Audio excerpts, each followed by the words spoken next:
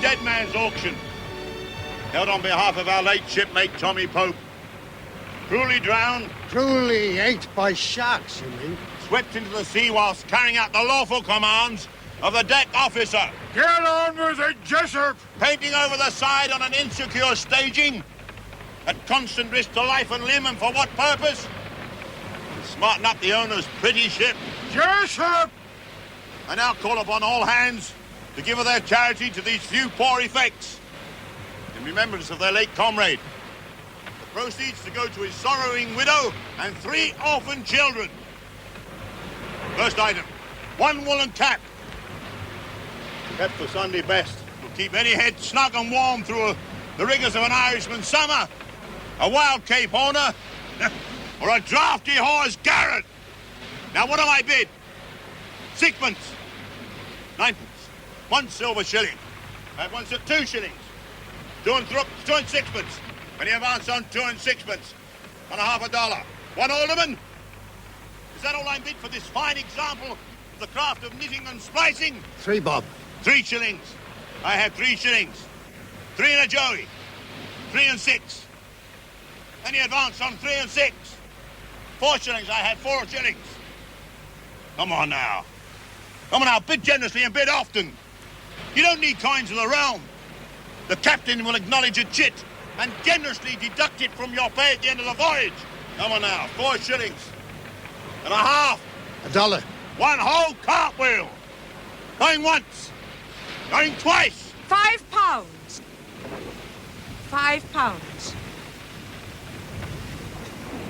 £5. £5 of my money? Are you completely bereft of your senses? A man couldn't earn such a sum if he stayed aboard the entire voyage and spent not a single penny. It's the least we can do. The least? And heaven preserve us from your best. £5. It's a small enough recompense for a woman losing a dear one. Look, his woman was a slut, and he was the most ham-fisted sailor ever to set foot aboard a ship. If the man was clumsy, then all the more reason why Mr. Bain should not have put him in a position of grave danger. Seafaring is a dangerous profession. And no doubt a ship is the most dangerous vehicle ever devised by mind of man. But that doesn't give you the right to foist upon me every seaman's widow and brood of starvelings. Have you no vestige of charity in your heart, James? The deserving poor are more than well catered for. What with orphanages and asylums and workhouses, without my being asked to provide a private asylum for distressed seamen's wives. And Pope's wife will not be distressed for long. Not that one, you believe me. That is not the point. No, the point is £5 of my money. Will I not pay it? I'm going on deck now. Make sure no more of your pet mendicants take it into their minds to leap over the side.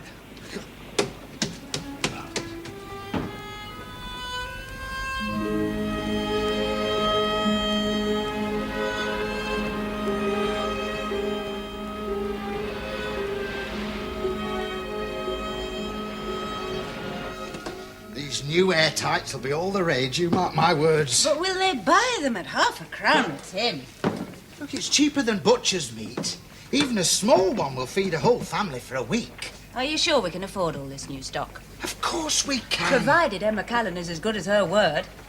Look, she gave me 1,500 shares of Onedin stock. But only in return for supporting Fogarty as chairman.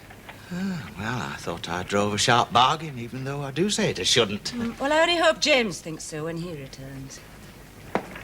Look, I'll deal with James when the time comes. Now that I've got a bit of capital behind me, I intend to make something of myself. I shall be a man of substance. And remember, you and our boy come first. As for that brother of mine, let him stew in his own juice.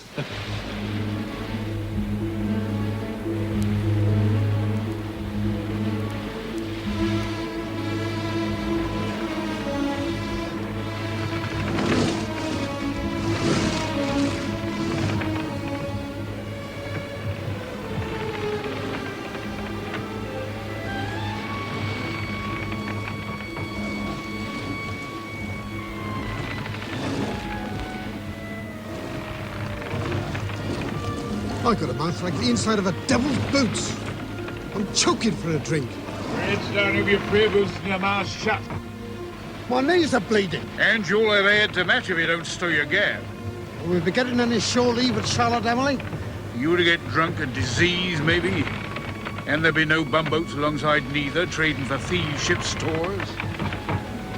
He's gone holy stone crazy, that fella is. Holy stone crazy.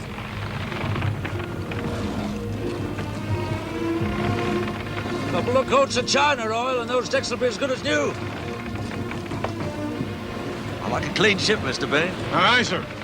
Boatswain, wash down, wipe down, and oil down.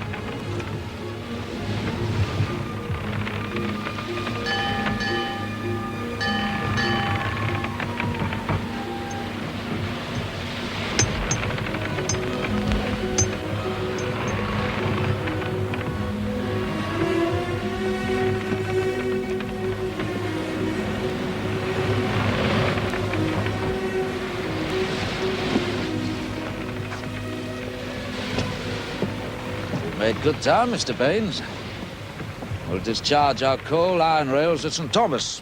Wash the hold out. Take on sugar, rum, coffee. Good profit there, Mr. Baines, good profit. If we're going to build that steamship to Albert Fraser's design, I must scrape together every penny that I can get. I must buy every Onedin line share that I can lay my hands on. So fast passage, Mr. Baines. Time is money. I'll give you the fastest passage you've ever known, sir. Your wife, Mr. Jessup. Done on our 10th wedding anniversary. Speak in likeness while you wait. I thought I recognized her. We met in my brother-in-law's shop, as I remember. Now that the Onedin stopped our credit, as I remember.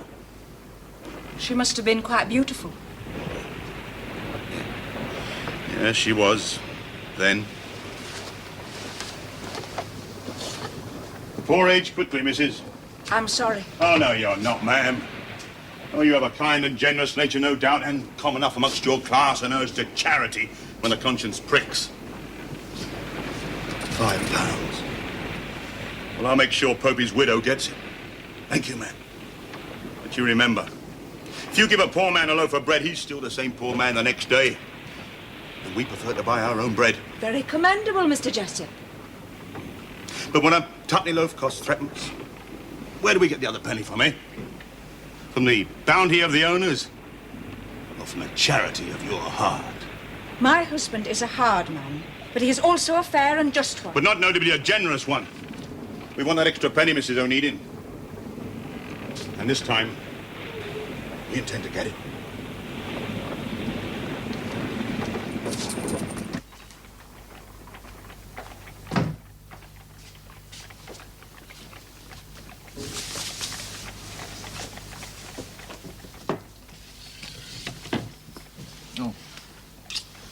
More shopping?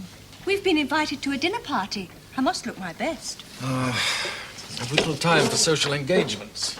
You've little time for anything but your precious steamship. She must be designed according to my concepts, not those of Daniel Fogarty. But how long will it take? You seem to have been months and months. Until James's return. Then he can deal with the new chairman. And with your brother Robert. He has much to answer for. He betrayed us for a few miserable shares. In return for voting Daniel Fogarty for chairman. Judas. Wouldn't care to be in Robert's shoes when James returns. Oh, forget it. Let James and Daniel Fogarty fight their own battles. It's my battle as well. Unless James regains control of the company, I'll be forced to design the hybrid that Fogarty insists upon. What does it matter whether it's built with masts and sails or not? It matters very much to me. Yes, of course, I'm sorry.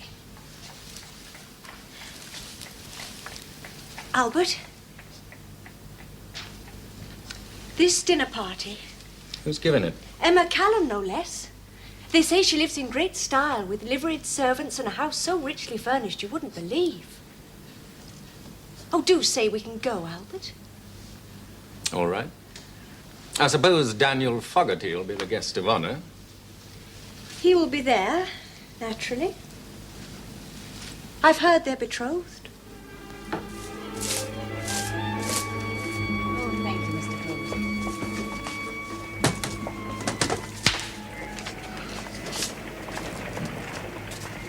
Robert? Robert, love! Well, we have an invitation from Miss Callan. Oh, Robert, you are going up in the world. Ah, well, who else will be there? I've no idea. But people of Miss Callan's circumstances are to be cultivated. We'll have to dress formally, of course. Now, what shall I wear?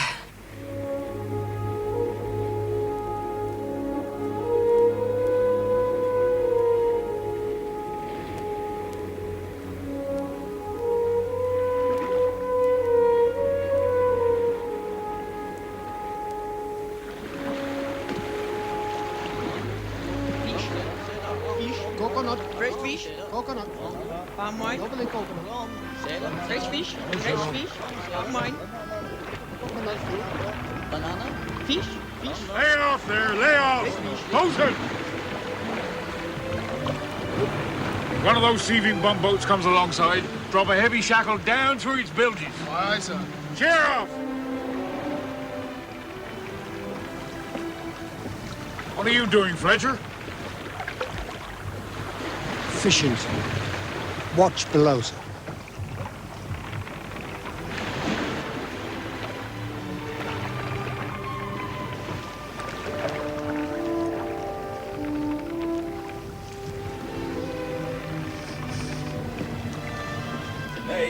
Delay. Where's my cravat? 4 hours of daylight wasted already. Are you going ashore? Oh, somebody must roust out those good-for-nothing lightermen. I've never been ashore in a Caribbean port. Oh, well, think yourself lucky. Nothing but flies, mosquitoes, malaria. Half civilized natives, no place for a woman. There must be shops. Ah, well, there's a market of sorts. But we've no money to spare on fripperies.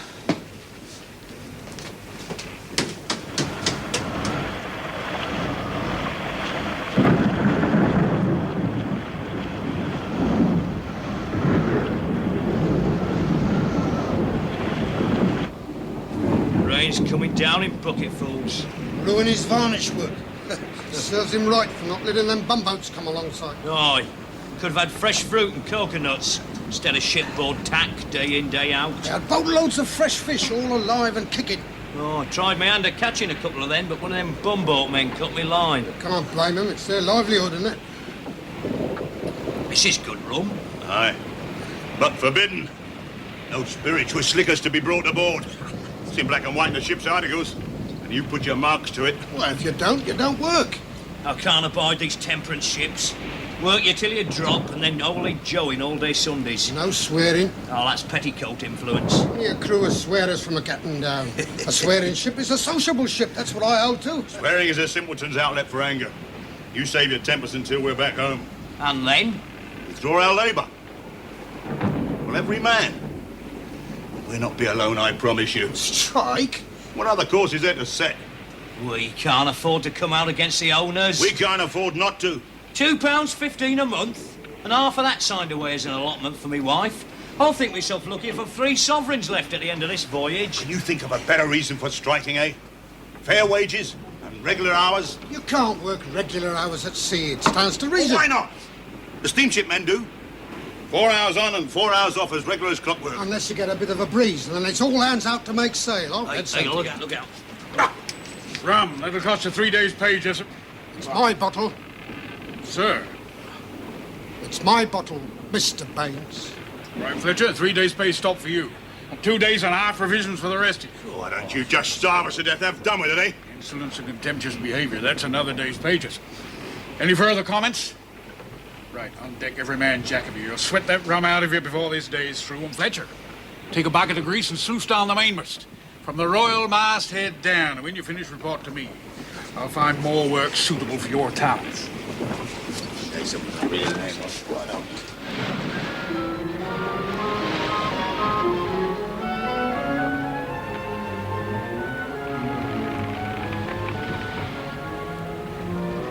Why won't you allow the traders to come alongside, Mr. Baines? Seems so unfair to the crew.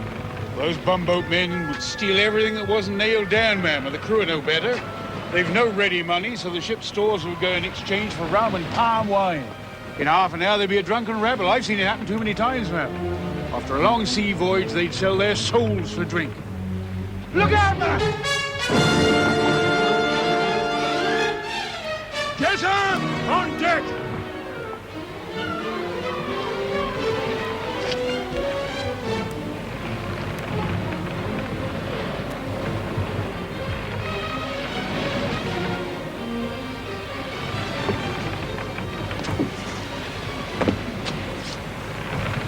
Was that plain carelessness, Jessup? Sorry, ma'am. The pin slipped from my hand. You might have killed Mrs. Onedin. Just you take care in future.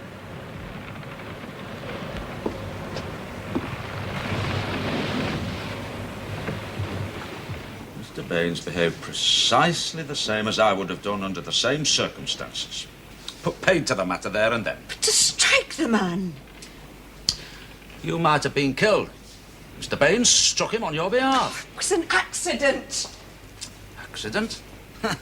Listen, Jessup had no right, nor did his duty require him to carry a belaying pin aloft. Now, look, if Mr. Baines chose to proceed against the man, I'd have no alternative but to put him in irons to await British justice.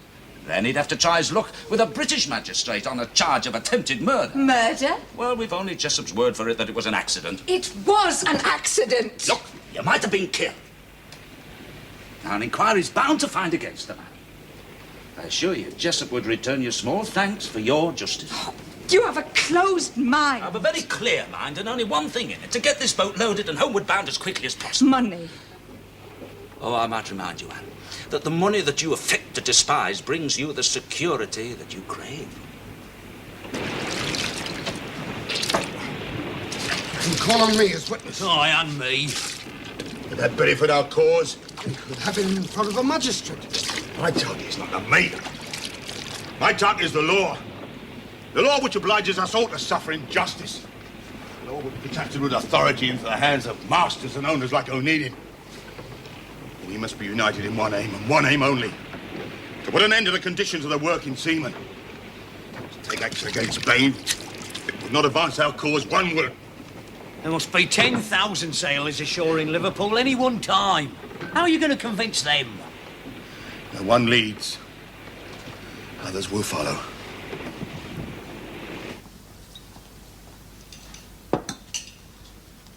Do you devote yourself entirely to ship design, Mr. Fraser? Not to the exclusion of all else, and certainly not at this moment, Miss Callan. Mr. Fraser has quite a talent for taking advantage of the moment. What a pretty ring. It is an engagement ring, is it not, Miss Callan? At dear Daniel's insistence. Why, he really is the most importunate fellow imaginable. Indeed. Then I must have entirely misread Mr. Fogarty's character. I think you'll discover, Miss Callan, that Mr. Fogarty has quite an acute sense of direction. Ah, well, he's reached the summit now. Eh, Daniel? With your help, Robert. And Miss Callan's generosity, I understand. Oh, Robert drove a hard bargain. And to insist upon Onedin Line shares in preference to Callan shares shows a great faith in your steamship, Mr. Fraser. Oh, quite. So, Miss Steamship is to be redesigned by a committee of sailing shipmen and chandlers? Oh, I think not. Once and for all, Mr. Fraser, it is the board of directors who decide company policy, not any one man, however talented. Isn't it somewhat unusual for a minority shareholder to act as chairman? I think you rather overestimate the value of your 10 shares, Fogarty. The number of Mr. shares which Fraser. I am principal shareholder of the Onedin Line, and Mr. Fogarty has my full support. Have you ever once set eyes on my plans for the steamship, Miss Callan? No. Then perhaps you should. If the seamen have their way, your plans will remain gathering dust and we'll all go out of business. I think we're heading for a strike. And the sooner the better for my taste. Meet 'em head on and smash 'em is the only way. But most of our customers are seamen's wives, and all have tick books. Robert, we must put a stop to their credit immediately. Look, it may never happen, Sarah. It Oh, may but never. we'll be the first to feel the effects. The poor merchant always is. Really, the labouring classes simply do not know where their own best interests lie. Obviously not with Mr. Fogarty. Steamships are the root cause. Those who've shipped aboard steamers say that food and conditions are better. They're now demanding the same conditions aboard sailing ships. And you should lose no time in fitting them with engines. Labouring classes appear to be on the side of progress, after all. They're also demanding that their wages be doubled to £5 a month. Is that also progress, Mr. Fraser? I think it downright wicked. Oh, well, they will have more money to spend. You see, Mr. Fogarty, your board is already divisive in its opinions. I know one man whose opinion I can depend on. James Onedin.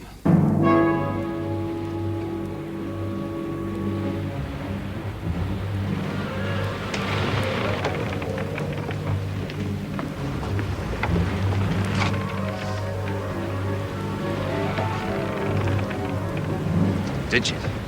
Aye, sir.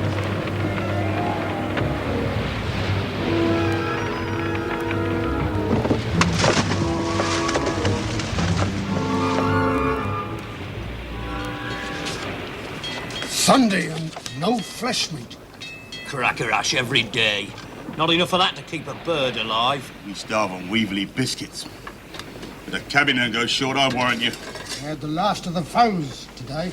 Ah, the smell's all over the ship. Enough to drive a man crazy. Nothing stinky meat thrown over the side, homeward bound on half rations, and no fresh stores took aboard. What can we do about it? We can claim our entitlement. And that's 8p a day. Aye. This should be a most profitable voyage. At whose expense? What? The conditions of employment aboard this ship are a disgrace. And this voyage is no different from any other. Oh, there is a difference. We got Jessup in the crew. We dine off roast fowl while the men are on half rations. Bad meat must be disposed of. You know that as well as I do, Anne. And if those tender feelings of yours are still troubling you, let them do so no longer. From tomorrow on, we shall all be on short commons. There is growing anger aboard this ship.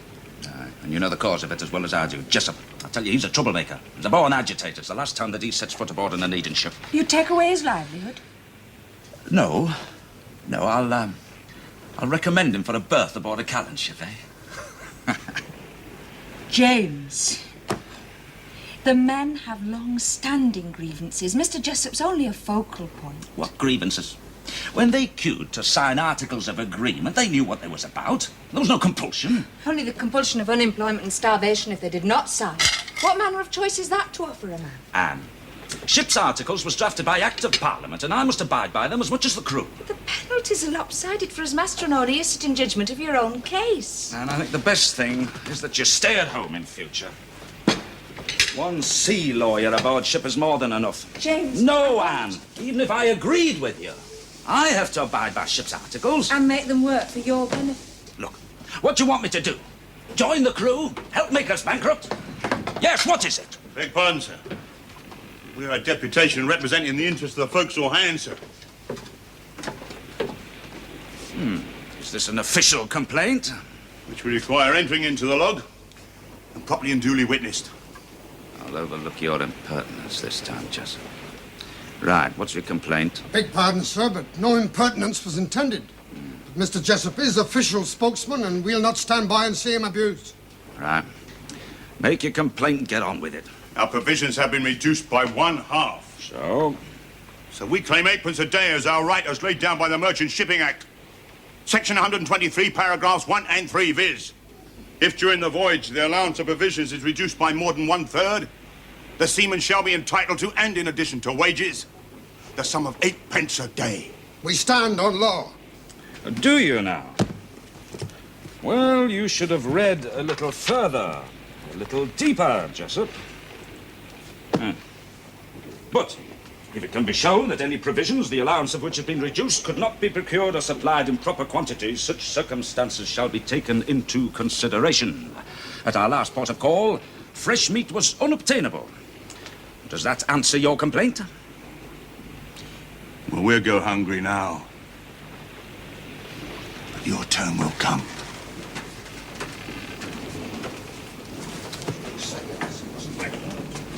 No fresh meat obtainable. Is that true, James? Yes, quite true.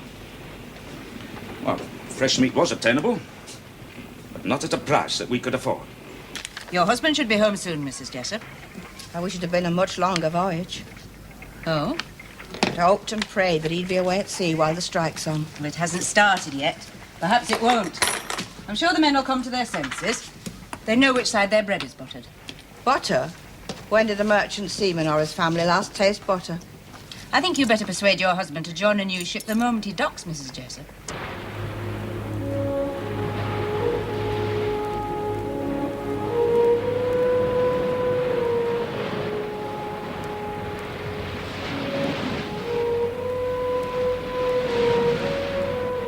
Now, we'll never have a better opportunity. The port of Liverpool will be packed with ships, cotton, hired and grain from the States. Trade's booming. We must put our demands to the employers while they're still greedy for their profits. Turn us down flat. Exactly. So we must put it to a meeting. Submit or strike. The golden nugget. I'm most impressed, Mr. Fraser.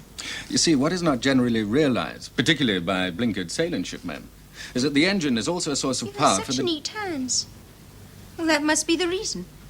Well, do you know, I couldn't draw a straight line if my life depended on it. I can appreciate, Miss Callan, that the technical details may be somewhat tedious for you. Oh, dear. I have said the wrong thing, haven't I? Do continue, Mr. Fraser. Perhaps it would be better if I to leave me plans with you for you to study at your leisure. Well, and now you disappoint me. And there's little flattery to be garnered when a gentleman informs a lady that his most earnest desire is to put a speedy end to a conversation. Only that I may continue at a later date. Do you make such pretty speeches to your wife, sir? Even prettier, for I've had longer to practice. Then she is most fortunate of women. But we must concentrate upon the business at hand.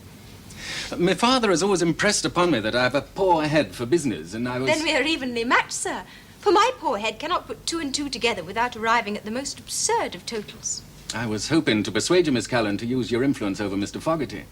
To what end, Mr. Fraser? To put an end to this confounded vendetta that'll bring us all to ruin. Vendetta? A private matter.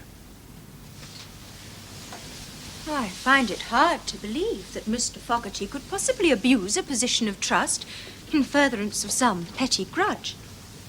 Fogarty is determined to gain control of the Onedin line for the sole purpose of preventing me building the Golden Nugget. Well, if Mr. Fogarty is of the opinion that your proposed steam vessel would be better for carrying sail, then he believes it wholeheartedly. He is wrong. That may be. But your saying so will not alter his opinion one bit. You must prove it to him. How? I do not know, Mr. Fraser.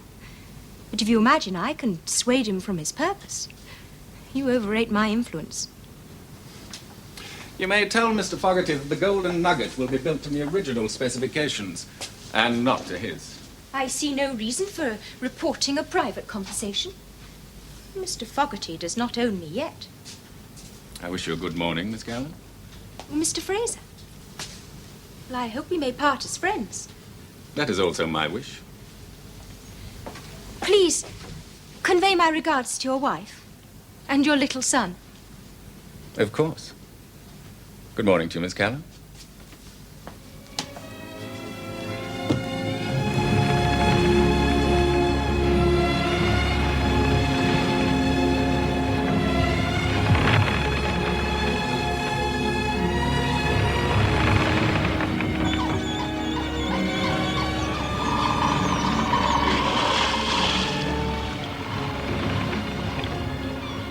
Clay.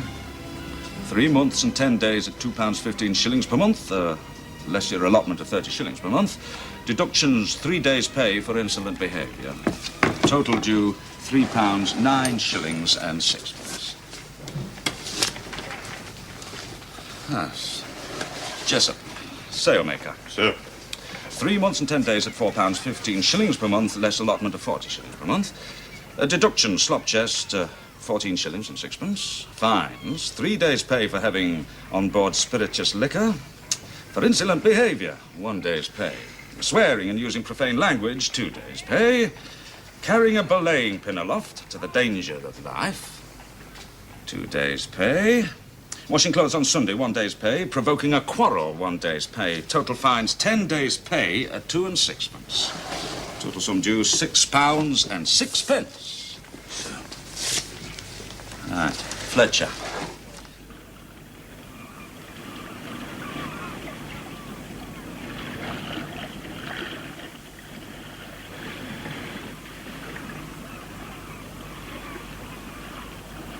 Now, steamship men won't join us. That's not important. You still outnumber them 10 to 1. Aye, every sailor in this port has come ashore. Right. Then we'll organise into districts and sub-districts throughout the length and breadth of the docks. The Callan and Onedin berths, they're mine, all right? They'll bring in the strike breakers, supported by the crushers. Any policeman who shows his face will be thrown into the dock, alongside those who seek to protect. Now, to our demands.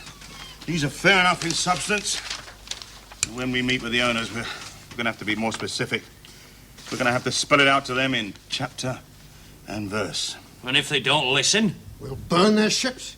Mr. Jenkins will sell at my price, lock, stock and barrel. Yes. We'll expand, Sarah. Yes, we'll take over his premises and knock down that wall and expand. A double-fronted shop? Nay, more than that. Look, there's a stable in here. Well, I can turn that into a fine storeroom and warehouse. And I'll have a sign painted. It'll say, Robert Onedin, ship's chandler and provision merchant. We're on our way, Sarah. Nothing can stop us now. We're on our way. If it's company money you're thinking of spending, Robert, think again. Seamen are on strike, you know. We bow to their demands, it costs us money. We stand fast, it costs us money. Well, what is it that they want? Well, not so much a question of what they want, but how little they can be persuaded to take. Well, you're not giving to them without a fight. Well, they must be stopped, put in prison. Oh, there speaks a brave little woman with nothing much to lose. Have you forgotten the bread riots? When the mobs rampaged through the streets, burning and plundering every shop in sight? I haven't. Now, there's 10,000 seamen in this port. Only needs one loose-mouthed fool, and the docks will be ablaze from one end to the other. No, well, what this situation needs is a cool head and clear thinking. When do you propose to meet with them? Well, not until they've had time to tighten their belts a little. Nothing weakens a man's resolve so much as hunger, you know. Men. What? They're all the same, loose fish, every one of them. Have you been quarrelling with Albert? Not yet, but I intend to. That shameless, wanton creature. Who are you talking about? That bejeweled Jezebel, Emma Callan. She rolls her eyes and Albert turns to water. Miss Callan is betrothed to Mr. Fogarty. I have it on good authority that she received Albert at our house alone. Gossip. I think not. Have you asked Albert? He flew into a passion and accused me of harbouring unworthy suspicions. As I have no doubt they are. It's all very well for you to speak. You and James are a matched pair, and anyone less likely to kick over the traces than James I cannot imagine. But Albert has always been susceptible to the blandishments of painted harpies like that creature. So his notion of security was to make a parcel of the Onedin line and deliver it straight into the hands of Fogarty. What do you have to say to that, Chandler? I do not have to justify myself. You do. You sold us out for 1,500 shares. Explain, Robert. Look, Albert could never have won the election to the being chairman of the company with my support or without it. Ah, rubbish. I would have won hands down. I am sorry, Albert, but that was not my opinion. James, yes, you know. We could at least have made a fight for it.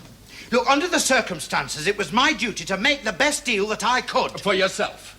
Look, I was offered Callan shares, which are at least paying a dividend. But no, I insisted upon our own shares, which, as far as I can see, as yet pay not 1 penny. But do have a market value. 1,500 shares. You were well paid for your bit of chicanery. From now on, your proxy's with us. Now, you remember that. All right. And he might not have made such a bad bargain after all. A paper bargain. With Fogarty in the chair, the golden nugget will never be built. No, it's more than paper. Miss Callan held 48,000 shares. She parted with 1,500 to Robert. That leaves her 46.5. We held 45,000. And now with my 1,500 shares, we also now have 46,500. So we are even. But with Fogarty in command. Well, we must give Fogarty something else to think about. Such as? Well, I think it's time we met with the strike leaders, eh? No more credit. You know perfectly well, Mrs. Jessup, that with your husband out on strike for more than 2 weeks now, there'll be no more money coming in. The sooner your husband comes to his senses and leads those poor, misguided men back to honest work, the better it'll be for all. Now, that's my last word. Children may starve so that the Onedins can make a profit at both ends. That's the last you'll see of my custom. Good day to you, Mrs. Onedin. Some people simply do not know the meaning of the word gratitude. Now, what can I do for you, Anne? Well, I'll start with 6 pounds of flour, 2 pounds of lard, 3 shillings worth of Hamburg beef, and 2 large airtights of boiled mutton.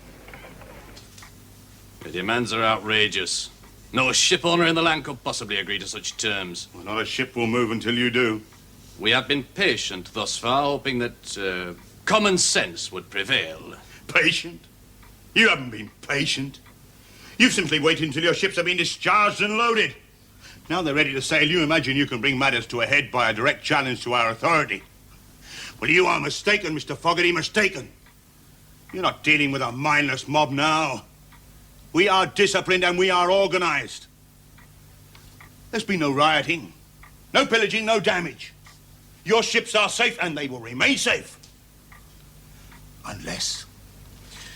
Unless what, Jessup? Unless you force our hand. I'll not give in to wild threats, Jessup. There's nothing wild about him, mister. I can find crews fast enough. This town is overflowing with able-bodied men, eager and willing to ship aboard any scow that floats. Scab and blackleg labour, protected by the police and the militia. Well, you try it, Mr. Fogarty, you try it. And the consequences will be on your own head. Now, threats will get you nowhere, Jessup. Now, we must discuss this matter, eh? Discuss? There's nothing to discuss. I reject these so-called proposals in their entirety. In that case, Mr. Fogarty, you appear to be wasting both Mr. Jessup's and my time. They're demanding £5 a month, double their present wages. Oh, well, if you're prepared to bankrupt yourself, Onedin, I'm not. Callan and Company has 26 ships. Do you realise what that would cost her to make such a claim? 9 of your ships are tied up in port and 3 more. 3 more waiting for berths. Now you cost that out, Mr. Fogarty. I know you have, old Jessup. You're a troublemaker. Now I'll break this strike, and you with it. Gentlemen, I have counted the cost, and I think we should postpone this meeting until later. Till both parties have had time to reconsider their position.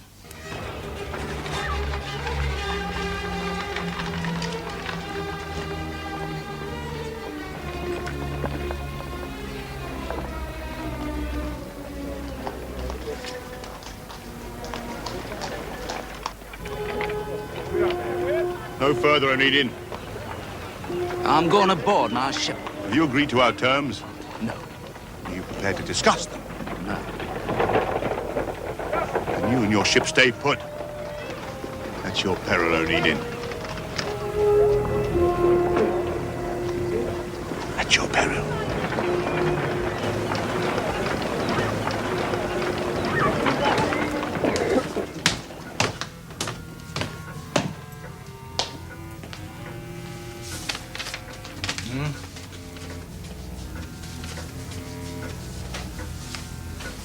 James, I think we should give way a little.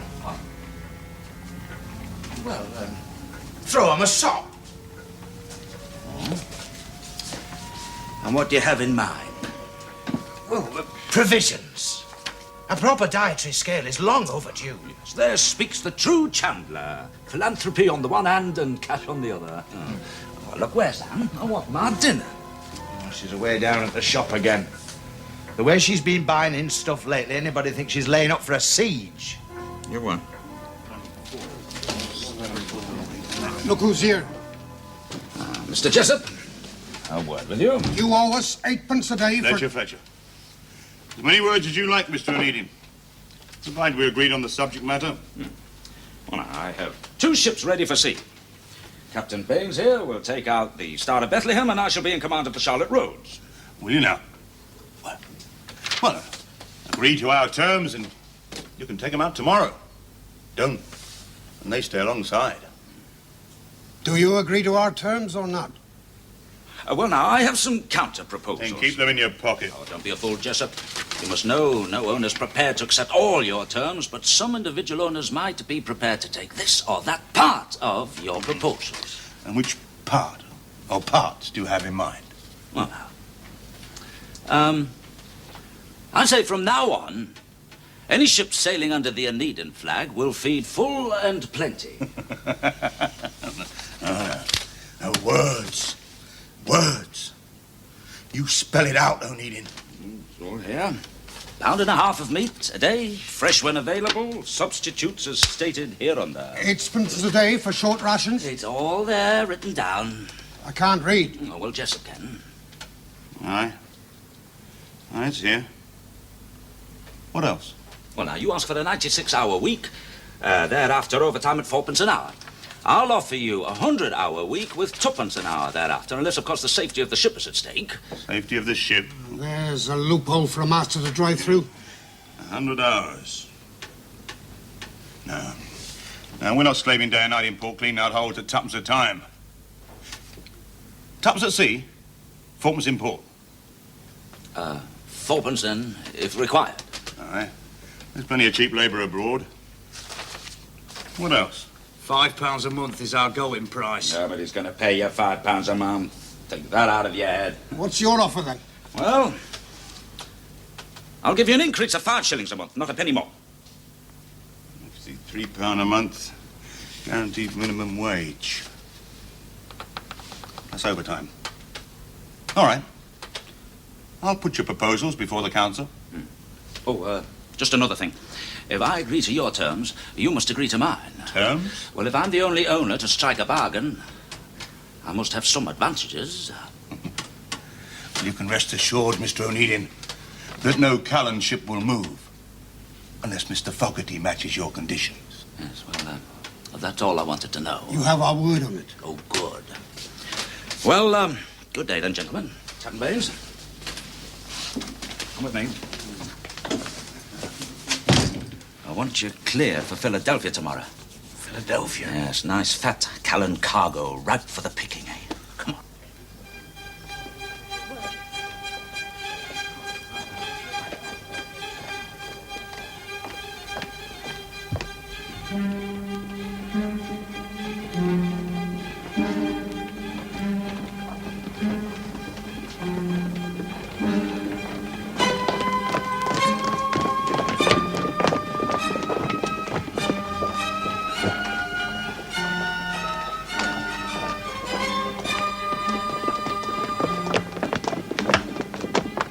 I have to report that a further meeting with the representatives of the owners has met with an obstinate refusal to meet with the basis of our demand. There is one exception, however. The Onedin line has gone a long way to meet those demands. Your council have therefore agreed that any ship sailing under the Onedin flag be allowed to sail. Blacklegs! Fogarty, you damn fool!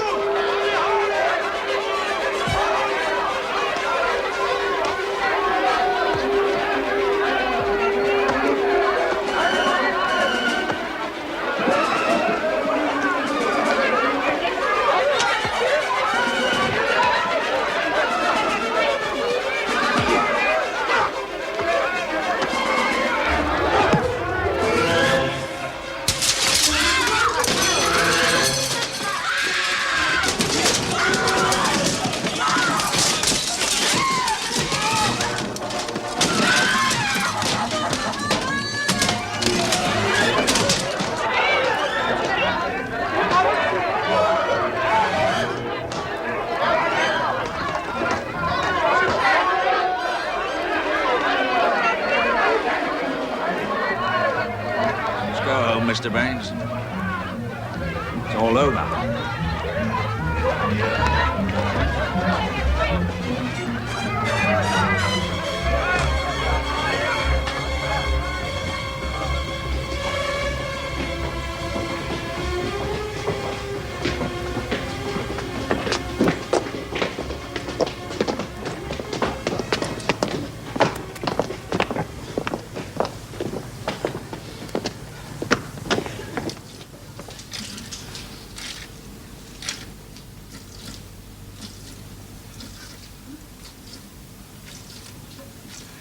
Sarah? Sarah?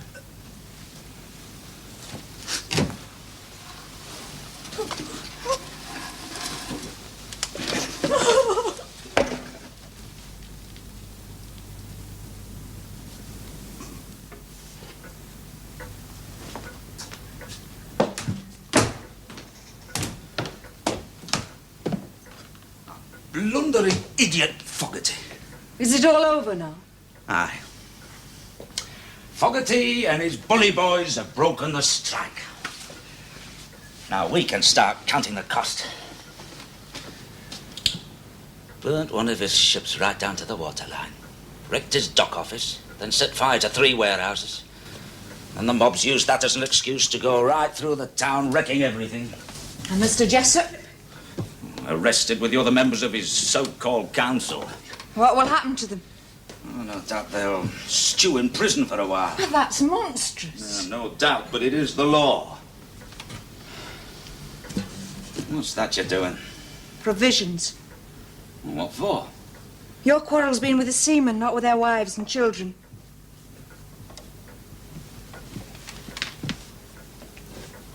You mean to say that I've been supporting strikers out of my own pocket? No, James, out of my pocket. And not strikers, but their unfortunate families. Comes to the same thing. May I remind you, Anne, that every penny that you possess comes from my purse, not yours. The money's from my housekeeping. You've not suffered. Housekeeping is not wages. A wife doesn't have property. I am no chattel, James. Neither you nor anyone else will deny me the right to spend my own money, in any way that I choose. You do not hold title to money. Her husband foots the bills. I mean, housekeeping might be the wife's province, but the money that she receives for it is at her husband's forbearance. Where the devil do you think you're going with that? To Mrs. Jessup. As her husband's in prison, she cannot rely upon his forbearance. Anne, you leave this house against my express wishes, and you needn't bother to come back. I mean what I say. Yes, James. I see that you do.